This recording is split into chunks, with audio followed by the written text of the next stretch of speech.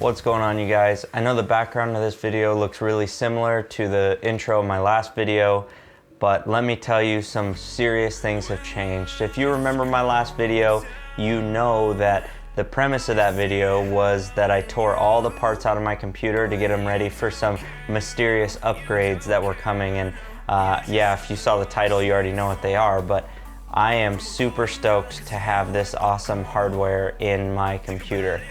Over the last couple weeks, I've had these parts just slowly rolling in, and I've been throwing things together as they've come in, and I actually salvaged a couple parts from my last build. I got my water pump and reservoir combo from that build. I kept my water-cooled 1080 Ti, and I also kept the modded Powermac G5 case that Dom and I did for our Hackintosh builds. I kept a couple SSDs too, but nothing major on that aspect. So what I ended up putting in here was an Asus ROG X399 Zenith Extreme, because I needed somewhere to house my Ryzen 1950X Threadripper CPU and the quad channel 64 gig kit of Corsair Vengeance RGB RAM that's running at 3200 megahertz. Now, I upgraded my power supply because I decided to throw another 1080 Ti in there and got that water cooled as well. So now instead of an RM850X, I'm running the RM1000i power supply.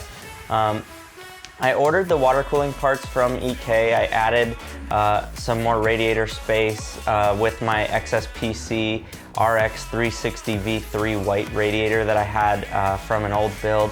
So I upped the radiator space and I added the water block for the CPU and the second GPU.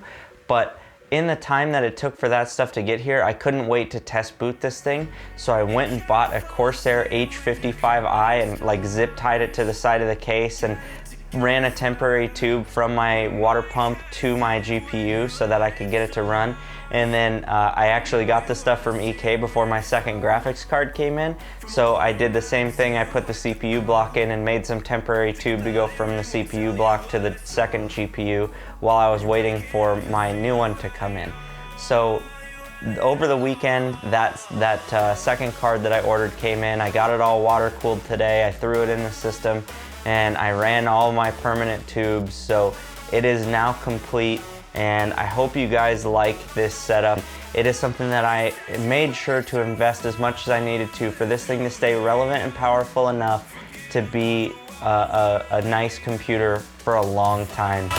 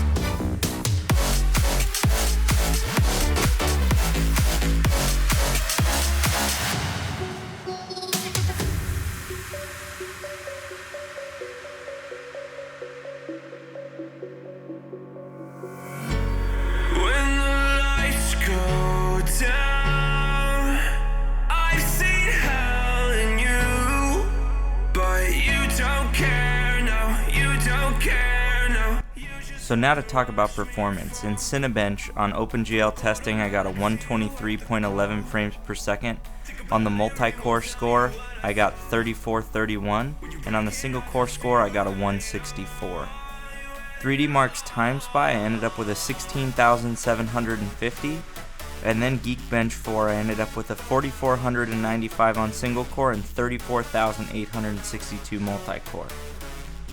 In Rise of the Tomb Raider, I was getting about 116 FPS average, while GTA 5 and Call of Duty Infinite Warfare saw 112 and 103 respectively. As far as video editing goes, it cut my render time from 16 minutes to 9 minutes on a 7-minute video that I posted last week.